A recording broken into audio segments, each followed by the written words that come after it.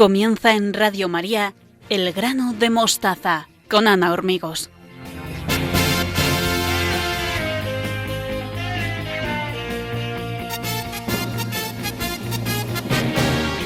Les doy la bienvenida a un nuevo programa del grano de mostaza. Estaremos juntos en la siguiente hora con estos temas que hemos preparado con mucha ilusión para todos ustedes. Beatriz Hormigos, Victoria Melchor y Adriana Smith continúan con los consejos que San Agustín dedicó a los jóvenes, centrándose hoy en la virtud de la templanza materializada en el orden. Belén Herrero nos ilumina acerca de la palabra nacimiento y sus derivados. Y Luis Manuel Caraballo termina con el análisis de la historia de la persecución de los cristianos en Tierra Santa. Saludos cariñosos de todo el equipo y un abrazo y nuestras oraciones para los oyentes que se encuentran enfermos y solos, los que sufren en el cuerpo o en el espíritu, y los que necesitan una palabra de ánimo para continuar. Esperamos que nuestras voces les acompañen en la distancia. Nos encanta interactuar con ustedes, así que si quieren ponerse en contacto con nosotros, pueden hacerlo a través de la dirección de correo elgranodemostaza@radiomaria.es o en la dirección de Instagram gdemostaza. Y sin más, empezamos ya con el propósito de sacar el máximo provecho del hoy y del ahora, porque estamos convencidos de que merece la pena acompañarnos desde el corazón. Y todo esto en Radio María, la radio que cambia vidas.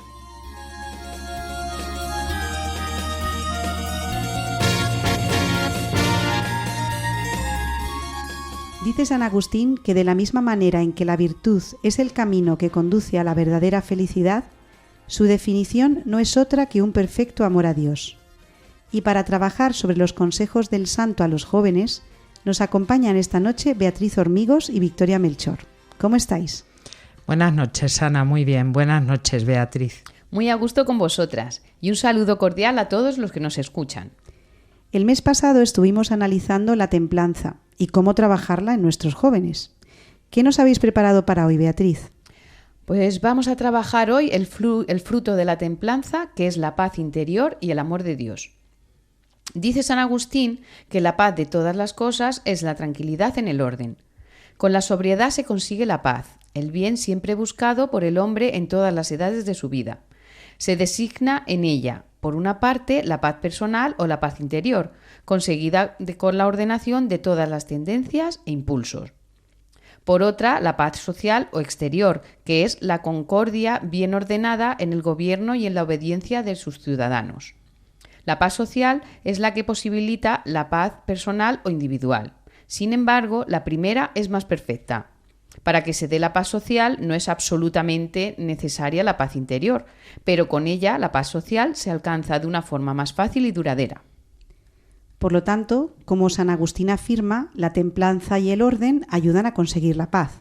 San Agustín escribía esta definición de paz desde la experiencia de quien llevaba años haciendo multitud de tareas: el gobierno pastoral, la predicación, los retos de la sociedad y su propia vida.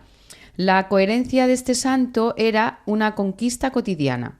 Con el paso de los días, su esfuerzo por centrar el tiro avanzaba más y más su carácter. Una de las notas de la personalidad madura es la capacidad de conjugar el despliegue de una actividad intensa con el orden y la paz interior. Alcanzar este equilibrio sin duda implica un cierto esfuerzo. El orden, la coherencia de nuestra vida es un botín que vamos ganando. Es como un tesoro que ganamos moneda a moneda en la batalla de todos los días. Ese comenzar por el quehacer menos agradable, pero más urgente, con perseverancia en el cumplimiento del deber, cuando tan fácil sería abandonarlo. Es no dejar para mañana lo que hemos de terminar hoy, sobre todo por darle gusto a Dios nuestro Señor. Ahora entiendo por qué los padres y los maestros insistimos tanto en el orden interior como el exterior. Muchos de los alumnos nos dicen que no se centran porque son incapaces de ordenar su cuarto, sus apuntes, su horario, su tiempo. Esta batalla serena no solo tiene que ver con las cosas que manejamos y las tareas que llenan nuestro día, sino también con nuestro corazón. Sin ese latido interior, el orden sería solo gestión del tiempo, pero no demostraría auténtica madurez cristiana. La coherencia del cristiano se edifica en un flujo constante, de adentro hacia afuera y de afuera hacia adentro. Crece en el dominio de sí, el orden de la actividad exterior, el recogimiento interior y la prudencia. En este programa hemos insistido muchas veces que debemos cuidar ese recogimiento y vida interior de nuestros hijos.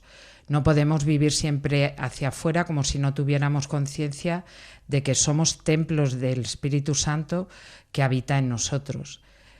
De igual manera que cuidamos la vida corporal con la bebida, la comida y el ejercicio, también tenemos que cuidar nuestra vida interior, que es muy importante. Conocernos mejor para ser más felices. ¿Y cómo podemos practicar esto de manera concreta? Pues Ana, ciertamente no es fácil. Si bien apreciamos el enorme atractivo de una vida cristiana plena, muchas veces experimentamos tendencias diversas y a veces contradictorias. San Pablo lo expresó con fuerza. Al querer yo hacer el bien, encuentro esta ley, que el mal está en mí, pues me complazco en la ley de Dios según el hombre interior, pero veo otra ley en mis miembros que lucha contra la ley de mi espíritu. Sentimos una cosa y queremos otra. Notamos que estamos divididos entre los que nos apetece y lo que debemos hacer, y a veces acaba por nublársenos la vida. Incluso puede llegar a parecernos entonces que a fin de cuentas tampoco pasa nada por ser un poco incoherentes, lo que en el fondo denota un amor vacilante.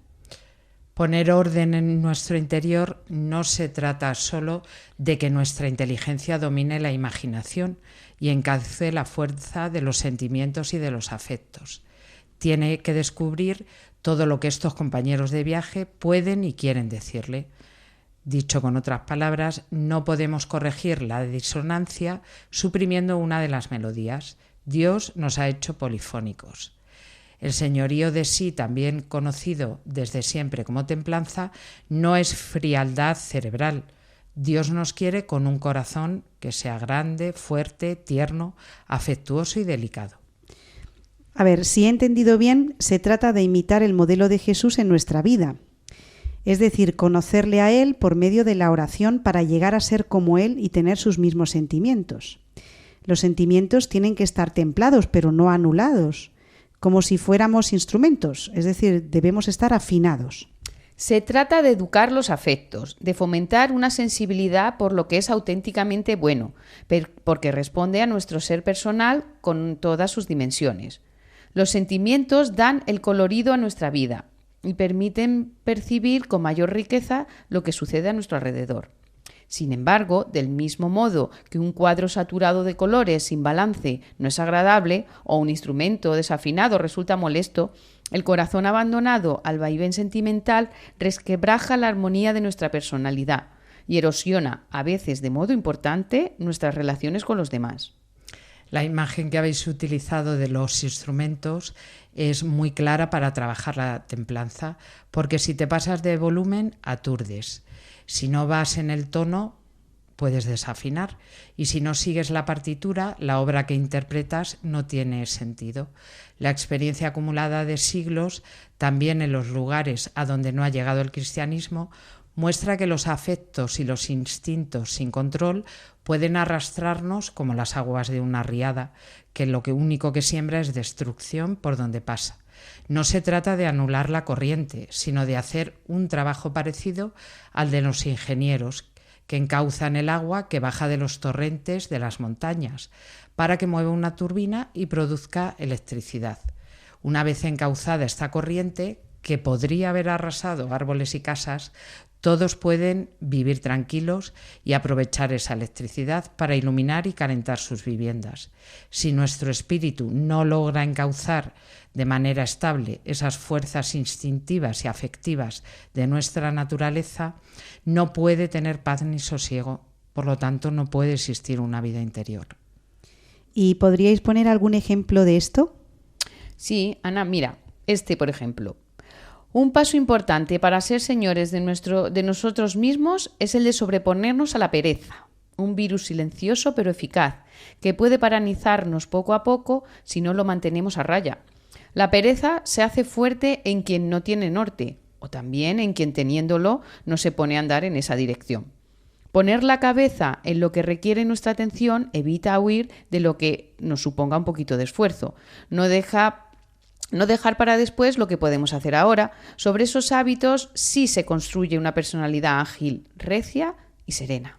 No podemos olvidar tampoco el otro extremo, es decir, el activismo desordenado. La madurez de la personalidad significa aquí ponderación, orden en nuestra actividad. Para que la vida no se nos lleve por delante con sus infinitos requerimientos, nos servirá tomar la iniciativa para distribuir nuestra actividad en los tiempos adecuados.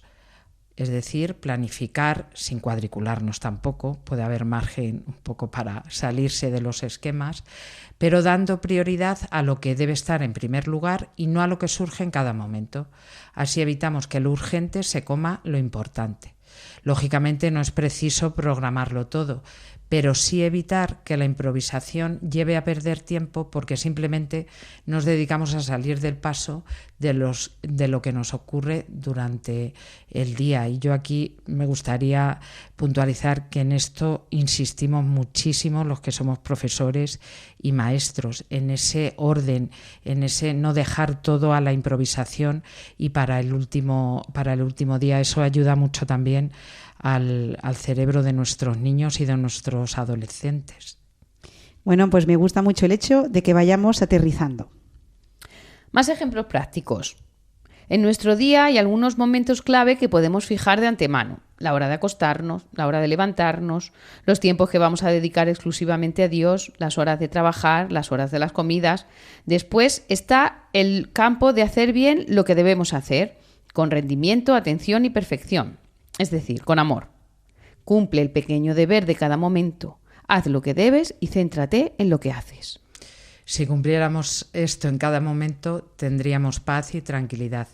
Vuelvo a insistir en que este orden se consigue cultivando nuestra vida interior.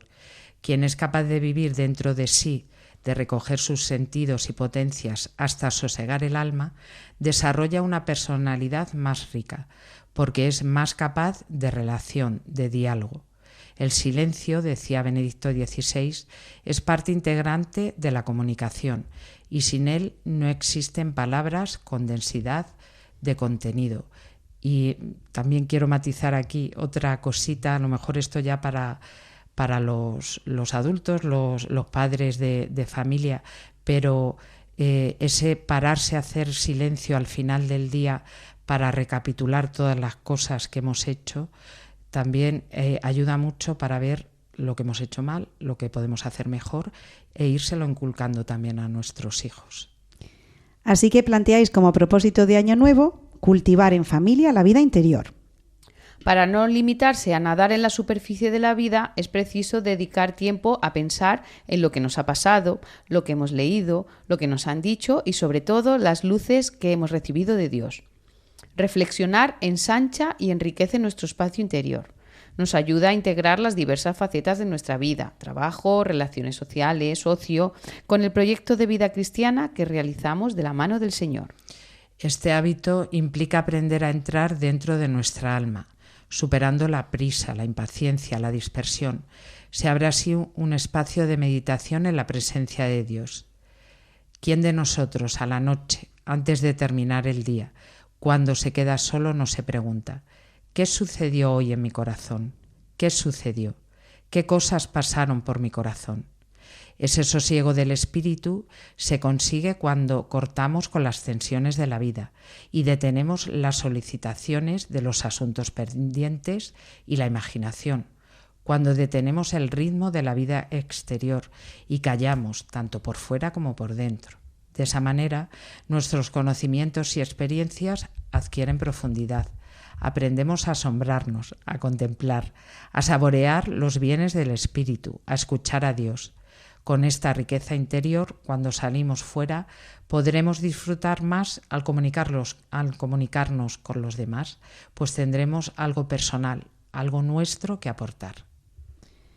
Bueno, pues Adriana Smith, nos encantaría oír cuáles son tus propuestas sobre el tema de la templanza. Adelante.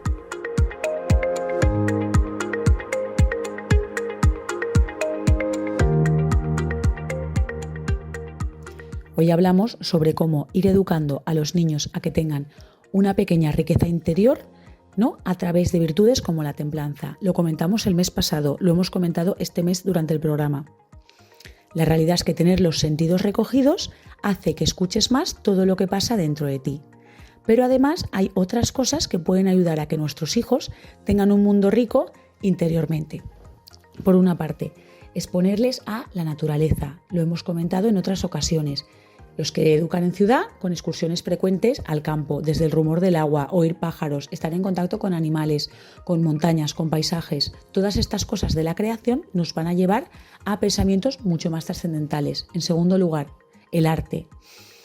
Estar en contacto con la belleza, ya sea la arquitectura, la escultura, la pintura o incluso una buena película con fundamento que nos haga pensar, que nos transmita belleza, todas estas cosas van a abrir un poco estas miras a todo el tema trascendental que está a nuestro alrededor. En tercer lugar, vivir con naturalidad los tiempos de oración de los padres. O sea, a un hijo le ayuda ver que mamá para todo lo que está haciendo y hace silencio para estar en contacto con Dios. A lo mejor si son muy pequeños no es posible, pero ya a edades de catequesis, a edades un poquito más conscientes, pararse un momento delante del sagrario y decir, un momento que voy a rezar. Y que ellos vean que hace silencio y que solamente él me mira, yo le miro, ya es un momento de oración. O de cuando algo nos aflige, parar y decir, mira, lo voy a poner en manos de Dios. Y paro, dejo lo que estoy haciendo, eso es oración mental. Entonces, los niños que vean con mucha naturalidad el tema de la vida interior. Y luego, también a la hora de comunicar este tema, podemos tener en casa algunos espacios donde es fácil pararse a rezar.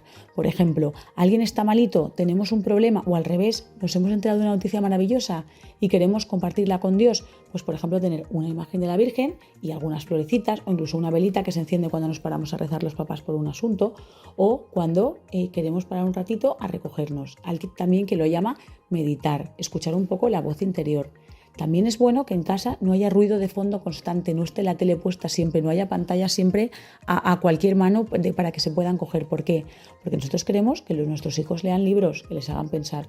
Porque nosotros queremos que nuestros hijos dibujen. ¿Qué tiene que haber a mano? Colores, pinturas. Y luego también en una casa donde hay silencio y donde hay paz, es una casa donde uno puede reflexionar sobre las cosas que le han pasado y también ponerlas a la luz de Dios. Así que nada, con estos pequeños consejos os dejo y espero que os sirvan. Nos vemos el mes que viene. Y después de escuchar a Adriana, tenemos que ir ya a las conclusiones. Me gustaría terminar, Ana, diciendo que la capacidad de recogimiento nos permite asentar cada vez con más profundidad los motivos que guían nuestra vida. No siempre es necesario dar respuestas inmediatas a lo que se nos plantea. La prudencia muchas veces llevará a informarse bien antes de enjuiciar o tomar una decisión, porque con frecuencia las cosas no son como parecen a primera vista. Una persona madura se caracteriza por estudiar los asuntos con atención, acudir a la memoria de experiencias pasadas de temas parecidos y pedir consejo a quienes están en condiciones de darlo. Por lo tanto, trabajemos con nuestros hijos la práctica de la reflexión y la prudencia. Yo quisiera decir que hay que pedir consejo a Dios. No tomes una decisión sin detenerte a considerar el asunto delante de Dios. Así es más fácil aplicar a la situación concreta un juicio ponderado, sin ceder a la ligereza, la comodidad, el peso de la vida pasada o la presión del ambiente. Y también tener la valentía de tomar una decisión, aunque toda decisión sin duda entraña un riesgo, y de ejecutarla sin demoras, con la disposición de rectificar, si más tarde nos damos cuenta de que nos hemos equivocado. Pues con estas ideas acerca de la necesidad de trabajar la templanza, me despido de Beatriz Hormigos y Victoria Melchor, deseándoos un feliz año nuevo, que el niño Jesús que está a punto de nacer nos conceda una vida encerrada en el recogimiento de la cueva de Belén, siempre junto a María y a José. Hasta el año que viene, queridas. Adiós. Adiós. Hasta el año que viene.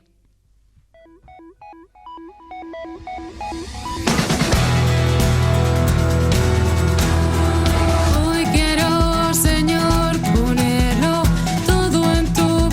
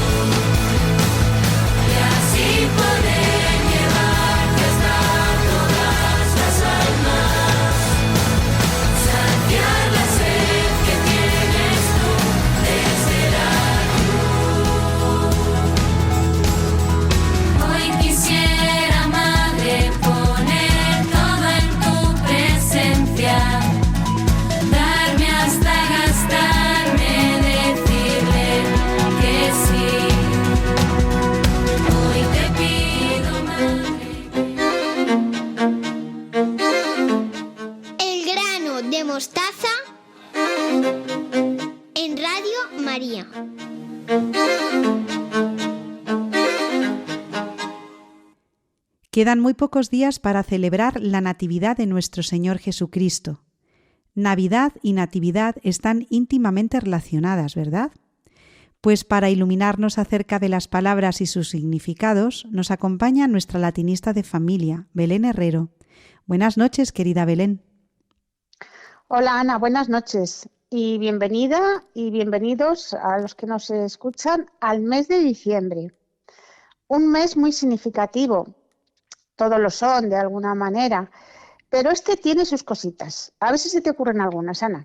Pues mira, Belén, comienza el invierno. Y con este mes damos fin al año. Y gracias a Dios disfrutamos de unos días de vacaciones. Que aprovechamos para juntarnos con la familia. Y para los cristianos es el mes en que empieza el año litúrgico y comienza celebrando el Adviento. Celebramos también la Navidad, es decir, el nacimiento de Jesús. Y a esta palabra, si te parece, le vamos a dedicar hoy esta sección, porque nacer constituye sin duda uno de los hitos vitales del hombre, como lo puedan ser casarse, tener hijos, jubilarse o morir. ¿Y cómo se celebraba el nacimiento en la antigua Roma? Está claro que en cualquier civilización, y en la romana también, el nacimiento es celebrado mediante un acto ritual. En Roma pasaba por reconocer por parte del padre al recién nacido mediante un gesto que consistía en alzarlo desde el suelo donde había sido depositado. El reconocimiento llevaba implícito el compromiso que el padre adquiría sobre su crianza y sus cuidados. A este ritual se le conoce con el nombre de lustratio. Después se procedía a poner un nombre, así como un amuleto de protección, la bula. En el contexto del cristianismo, el nacimiento se refiere principalmente al nacimiento de Jesucristo, un evento central en la fe cristiana. Este acontecimiento es considerado como la suprema muestra de condescendencia divina. El nacimiento de Jesús marca el comienzo de su humanidad. Es decir, desde una perspectiva teológica, el nacimiento de Jesús representa la encarnación, el momento en que Dios se hizo carne y habitó entre los seres humanos. Este concepto es fundamental en la teología cristiana, ya que revela la naturaleza divina y humana de Jesucristo. La encarnación no solo es un hecho histórico, sino una manifestación del amor redentor de Dios hacia la humanidad. Por eso, cada 25 de diciembre, miles de millones de personas de todo el mundo celebramos esta fiesta cultural y religiosa. La narración tradicional de la Navidad que se cuenta en el Nuevo Testamento dice que Jesús nació en Belén. Cuando José y María llegaron a la ciudad, la posada no tenía sitio, por lo que se les ofreció un establo donde pronto nació el niño Jesús, y los ángeles proclamaron esta noticia a los pastores y luego la difundieron. Por las mismas fechas, Ana, en Roma celebraban las Saturnales. La fiesta se celebraba con un sacrificio en el templo de Saturno, en el foro romano, y un banquete público, seguido por el intercambio de regalos y en un ambiente del carnaval en el que se producía una relajación de las normas sociales. Incluso los esclavos eran frecuentemente liberados de sus obligaciones y sus papeles. Del 17 al 23 de diciembre, a la luz de velas y antorchas, por el fin del periodo más oscuro del año y el nacimiento del nuevo periodo de luz o el nacimiento del sol Invictus, el 25 de diciembre. Y las artes y las letras, como no podía ser de otra manera, también se hacen eco de este gran momento de nuestras vidas. Recordamos estos versos del poeta barroco Luis de Góngora. Se titulan Al nacimiento de Cristo, nuestro Señor. Y dicen así: pender de un leño traspasado el pecho y de espinas clavadas ambas sienes, dar tus mortales penas en rehenes de nuestra gloria, bien fue heroico hecho. Pero más fue nacer en tanto estrecho, donde, para mostrar en nuestros bienes a dónde bajas y de dónde vienes, no quiere un portalillo tener techo. No fue esta más hazaña, oh gran Dios mío, del tiempo por haber la helada ofensa, vencido en flaca edad con pecho fuerte. Que más fue sudar sangre que haber frío, sino porque hay distancia más inmensa de Dios a hombre que de hombre a muerte. Algunos poetas, ya desde Grecia, Ana, y luego en la tradición española, trataron el concepto del delito de nacer, que se refiere a la idea de que un personaje está predestinado a sufrir, no tanto por un acto de maldad, sino por una condición de existencia trágica desde el nacimiento mismo. Es el punto de partida de un destino inevitable y doloroso. Esta idea se manifiesta en héroes como Edipo, quien sin saberlo comete crímenes horribles, como es matar a su padre o casarse con su madre, como resultado de una profecía que se cumple desde su nacimiento. Así lo vemos en estos versos que forman el conocido soliloquio de Segismundo en la obra de Calderón, La vida es sueño, y dicen así: Solo quisiera saber para apurar mis desvelos, dejando a una parte cielos el delito de nacer, ¿qué más os pude ofender para castigarme más? No nacieron los demás, pues si los demás nacieron, ¿qué privilegios tuvieron que yo no gocé jamás? Y en pintura también tenemos muchísimas manifestaciones tanto del arte sacro como del mitológico. Famosos son el Nacimiento de Venus de Botticelli o la Natividad de Fray Angelico. Y Belén, ¿podrías decirnos cuál es el origen etimológico de la palabra nacimiento? Tenemos que partir de un verbo latino, nasci, que a su vez deriva del latín arcaico nasci con una G y que hunde sus raíces en el más antiguo indoeuropeo y del que tenemos varios lexemas que han originado todas estas palabras que pasamos a repasar, si te parece. Bueno, pues como saben nuestros queridos oyentes, llega la hora de este pequeño concurso que les proponemos. Les recuerdo cómo jugamos. Yo les digo una definición y ustedes tienen que adivinar a qué palabra relacionada con el nacimiento nos referimos. Pues vamos a ello, Belén. Venga. Dice que existe o se produce antes del nacimiento. Pues aquí tenemos un prefijo, prenatal. Número proporcional de nacimientos en población y tiempos determinados. La natalidad, que en España, como sabes, Belén, está en tiempos invernales, es decir, casi. Muy baja. Sí, muy bajísima. Baja. El acto de nacer. Este es el nacimiento. Recién nacido. Neonato. Relativo al día del nacimiento. Natalicio. Como nacido con la persona misma. Innato. Relativo al país o lugar de nacimiento. Nativo.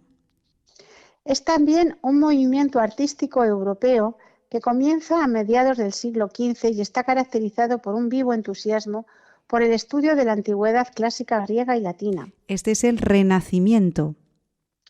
Es sinónimo de nacimiento y hace referencia al nacimiento de Jesucristo, de la Virgen María y de San Juan Bautista. Natividad o Navidad. Que nace. Naciente. Se dice al no nacido o no existente. Este es el nonato. Parentesco de consanguinidad por la línea femenina entre los descendientes de un tronco común. Cognación. Relativo al nacimiento. Natal. ¿Esto es un antropónimo? Natalia. Esta expresión latina, res nata, venía a significar algo así como el asunto en cuestión, pero por caprichos de la lengua y analogías con otras expresiones se cargó de un significado negativo y nos dio este nombre. Esta es la nada. Y a partir de nada tenemos abrumar o dejar muy desconcertado a alguien, es decir, reducirlo a la nada. Anonadar. De la misma raíz que nacer se han formado esta palabra que en principio no designaba las cosas naturales que vemos a nuestro alrededor, sino los procesos naturales que las originan. La naturaleza. Hacer que una especie adquiera condiciones necesarias para vivir y perpetuarse en un entorno distinto de aquel del que procede. Naturalizar. Puede ser nativo de un lugar. Esto es natural. Propio de la naturaleza de alguien o algo. Connatural. Contrario al orden de la naturaleza. Antinatural. lo mismo que antes, pero bajo la forma de un latinismo. Contra naturam. Originariamente la palabra se refiere al lugar de nacimiento, pero evolucionó para designar a una comunidad de personas con origen, lengua y costumbre comunes. Nación. Y a partir de nación tenemos nacionalidad, nacional, nacionalizar, internacional, nacionalismo, multinacional, supranacional o transnacional. Y contamos con refranes o expresiones como unos nacen con estrella y otros estrellados. Y también nadie nace enseñado. Es de mal nacido no ser agradecido. Y uno no es de donde nace, sino de donde pace. Bueno, Ana, pues nos vamos a despedir con esta hermosa frase de Tagore que dice: cada niño que viene al mundo nos dice, Dios aún espera del hombre. Que pases un buen mes de diciembre con mis mejores deseos de paz para todos y unas muy felices Navidades. Nos vemos ya el próximo año. Pues, querida Belén, mientras suena esta canción que nos has traído, nos regalas hoy, te despido hasta el mes que viene y también hasta el año que viene, deseándote a ti y a todos nuestros oyentes que el niño Jesús nazca en nuestros corazones para que pueda haber paz y amor en un mundo cansado ya de guerras y divisiones. Un abrazo, querida Belén Herrero, y adiós. Pues que así sea, Ana. Adiós. No se muevan porque todavía falta la sección de Historia para Familias de la mano del profesor Luis Manuel Caraballo.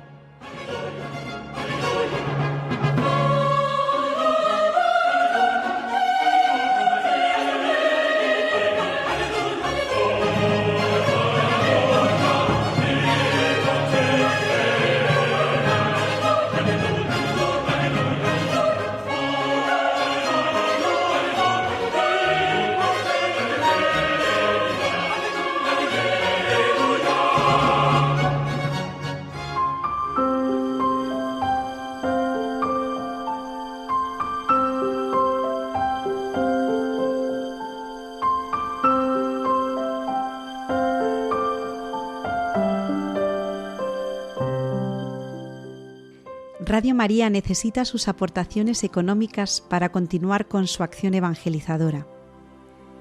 Hasta el 9 de enero tienen la posibilidad de ayudar a la Radio de la Virgen con lo que buenamente puedan. Si queremos que la Radio de la Virgen siga adelante y que puedan seguir escuchando programas como este, necesitamos la ayuda de todos. Vamos a escuchar unas palabras que nos lo recuerdan. Todos recordamos esa escena evangélica en que Jesús, al ver a aquella viuda que ofreció unas pequeñas monedas al templo, señaló a sus discípulos que aquella mujer había echado más que nadie, porque, añadía el Señor, los demás han echado de lo que les sobra, pero esta, que pasa necesidad, ha echado todo lo que tenía para vivir. El propio Hijo de Dios se nos ha entregado por completo al compartir nuestra vida desde el pesebre a la cruz. También María y José pusieron sus vidas al servicio incondicional de Jesús. ¿Y nosotros qué estamos dispuestos a hacer para prepararnos al nacimiento de Cristo? En Radio María queremos poner nuestro trabajo, ondas y técnica para prolongar la voz de los ángeles que anunciaron el nacimiento del Salvador.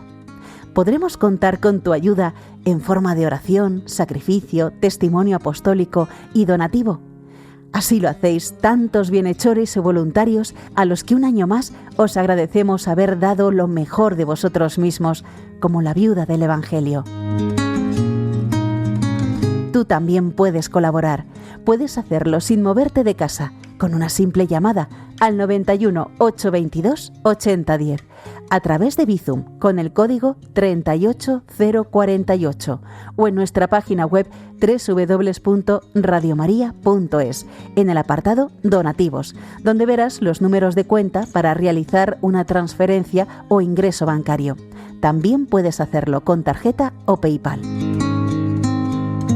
Santo y feliz tiempo de Adviento con José y María en la espera de Jesús.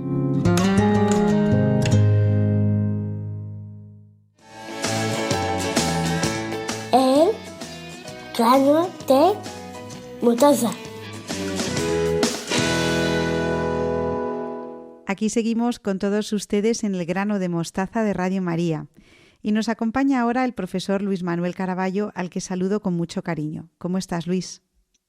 Estoy muy contento de hablar de historia con los oyentes de Radio María. Pues yo estoy con un poco de tristeza, Luis, porque tenemos que afirmar que actualmente no hay paz en Tierra Santa. Precisamente el estudio de la historia nos permite comprender el presente, y la situación actual de Tierra Santa es fruto de las políticas del pasado. Si te parece, seguimos analizando la persecución de los cristianos en el último cuarto del siglo XX, para entender mejor lo que está pasando. Pues con mucho dolor, Luis, te digo que adelante.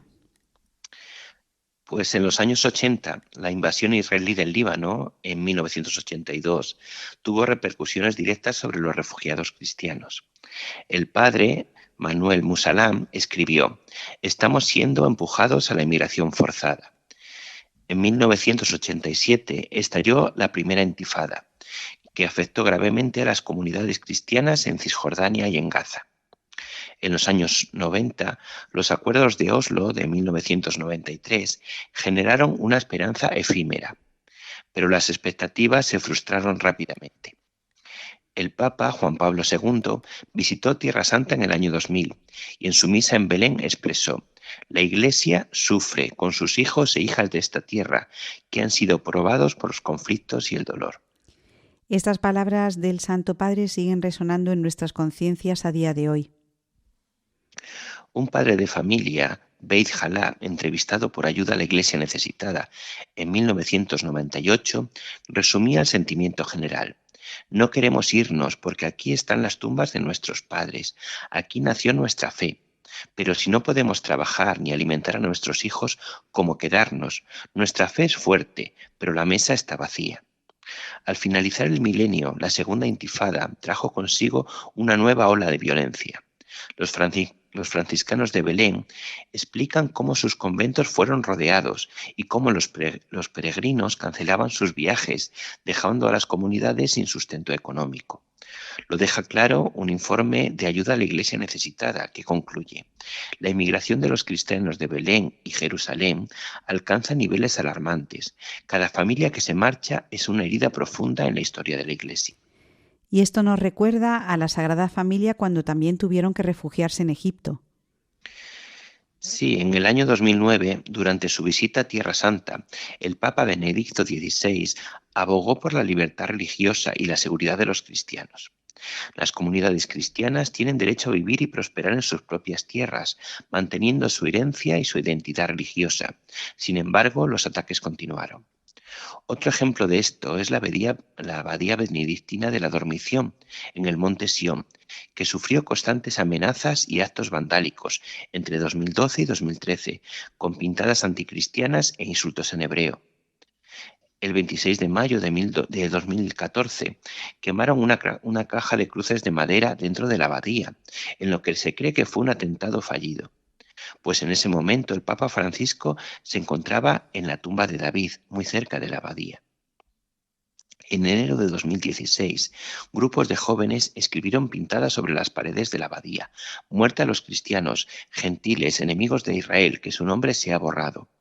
También la Iglesia de la Multiplicación de los Panes y los Peces en el mar de Galilea, que en 2015 fue incendiada por extremistas judíos. El edificio sufrió grandes daños y dejaron una inscripción en hebreo que decía: «Los falsos dioses serán destruidos». El sacerdote padre Gregor Gering lo calificó como un acto de odio y de terrorismo, un ataque a nuestra fe y a la convivencia. Esto, Luis, no suele salir en las noticias de los medios de comunicación generales. Nosotros no nos podemos callar, ya que parece existir una clara estrategia para amedrentar a los 10.000 cristianos que residen en Jerusalén, especialmente en la Ciudad Vieja, para judaizar esta zona. Esto también sucede en Belén, donde la presión económica y la emigración continuada ha reducido drásticamente la población cristiana. Ayuda a la Iglesia Necesitada, en su informe de 2023, describe esta emigración como una persecución silenciosa. Y es que el número de cristianos en Belén ha caído del 80% en 1948 a menos del 15% en la actualidad. el padre Francesco Patton, custodio de la Tierra Santa, afirmó: cada vez que hay una escalada, los cristianos pagan un precio desproporcionado porque no tienen milicias violentas ni protección política. Bueno, Luis, ya lo dijo el Señor, mi reino no es de este mundo. En 2023, los patriarcas y otros altos representantes de las iglesias de Jerusalén emitieron un comunicado conjunto denunciando el aumento de los ataques. Hemos visto un incremento alarmante de actos de vandalismo contra nuestras iglesias y cementerios. Nuestras procesiones han sido interrumpidas y nuestros fieles se sienten cada vez más amenazados. En la zona de Gaza, bajo el poder de Hamás desde el año 2007, y donde los cristianos son menos de 1.000 creyentes, la persecución se ha intensificado en las últimas décadas. Militantes islámicos atacan sin cesar a las iglesias, a las librerías cristianas y a los espacios religiosos. Pero también los israelíes amenazan su supervivencia. Así, en diciembre de 2023, el Patriarcado Latino de Jerusalén denunció que Naida Antón y su hija, Sumaya Antón, fueron asesinadas a sangre fría por un francotirador israelí, mientras buscaban refugio en la parroquia de la Sagrada Familia en Gaza. El Papa Francisco calificó su muerte como un acto de terrorismo y afirmó: sufren y mueren por dar testimonio de Jesús. ¿Y hay alguna mejoría actualmente? Lamentablemente no, Ana. En los últimos años estos acontecimientos van aumentando en gravedad. Así, por ejemplo, el ataque perpetrado por Israel hacia la parroquia católica de la Sagrada Familia en Gaza, una comunidad regentada por el padre Gabriel Romanelli, sacerdote argentino del Instituto del Verbo Encarnado, causó 3 muertos y una decena de heridos, entre ellos el propio párroco. Marcela Szymanski, editora del Informe de Libertad Religiosa, afirmó: Israel es la fuente de una fuerza espiritual que se extendió por el mundo, pero también es hoy un lugar donde los cristianos viven una historia de persecución y vulnerabilidad que llega hasta la fecha. Siento mucha tristeza ante estos hechos que nos relatas, Luis. Fíjate cómo en 2024 el patriarca Pierbattista Pizzaballa, nombrado por el Papa representante de los católicos, resume la situación. Si los cristianos desaparecen de Tierra Santa, no será por falta de fe, sino por falta de justicia y de protección. Que Dios nos ayude a permanecer donde nació nuestra fe y donde tantos han dado la vida por ella. Para finalizar, Ana, me gustaría decir que el Parlamento Europeo, en su informe anual sobre derechos humanos y democracia en el mundo, y la política de la Unión Europea en el área de Oriente Próximo, de diciembre del año 2016, y que aún no ha perdido vigencia, explica: los cristianos son actualmente el grupo religioso más acosado e intimidado en el mundo. En algunas partes del mundo, comunidades religiosas enteras son amenazadas con desaparecer o huir. Y Luis, ante este panorama, ¿existe alguna esperanza de cambio a mejor? En esta parte del mundo los cristianos son el grupo más perseguido, pero apenas aparecen los medios de comunicación. Explicar la situación que sufren nuestros hermanos en la fe es importante, pero es una situación que dura ya siglos y cambiarla no resultará fácil. Pues aunque no sea fácil, tenemos que seguir rezando por la paz y también tenemos que hacer actos concretos para que sea una realidad. Lo que pasa que nosotros, como bien dices, como en esta sección estudiamos la historia, no podemos callarnos. El recuerdo de tantos cristianos perseguidos a lo largo de los siglos nos tiene que impulsar también para luchar y para querer y ansiar firmemente la paz, ¿verdad, Luis? Así que terminamos el año con este anhelo de paz y con ganas de seguir estudiando y seguir trabajando por la paz. Muchísimas gracias, Luis Caraballo, por animarnos a ejercer este espíritu crítico que se cultiva con la formación y con la búsqueda de la verdad. Tenemos que estudiar la historia de la persecución de los cristianos en Tierra Santa, no nos podemos callar, como tantas veces nos dicen. Si nuestros queridos oyentes quieren preguntar alguna cuestión al profesor, tenemos una dirección de correo en la que estaremos encantados de ponernos en contacto. Se las recuerdo. Es elgranodemostaza@radiomaria.es y también estamos en Instagram en la dirección G de Mostaza. Pues un abrazo, querido Luis, ese anhelo de paz que ojalá se cumpla en el año nuevo, que va a empezar dentro de muy poquitos días, y hasta el año que viene. Bueno, esperemos que así sea. Hasta el año que viene. Adiós, adiós, Luis.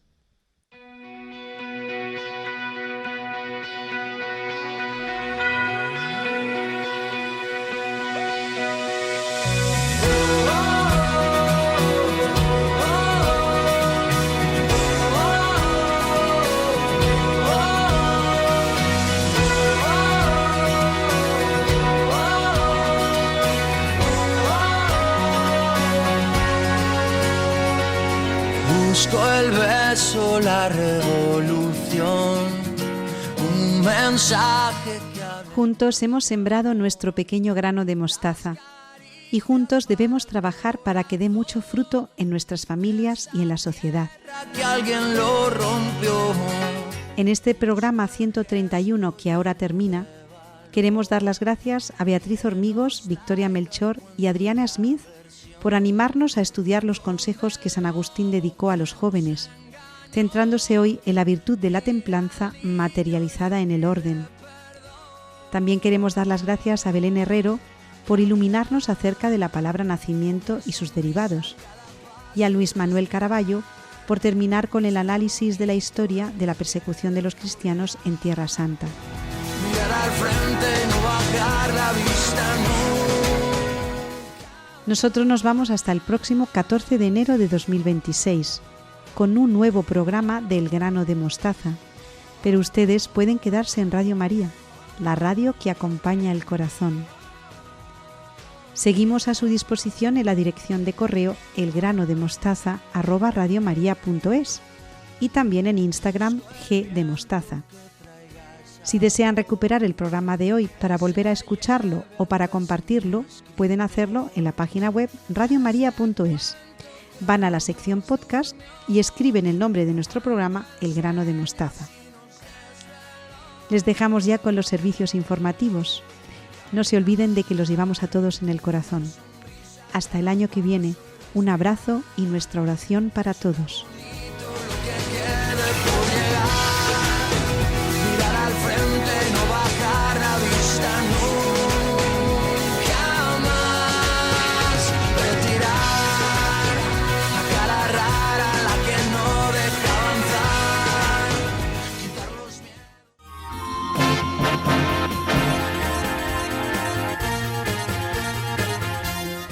Han escuchado El Grano de Mostaza, un programa dirigido por Ana Hormigos.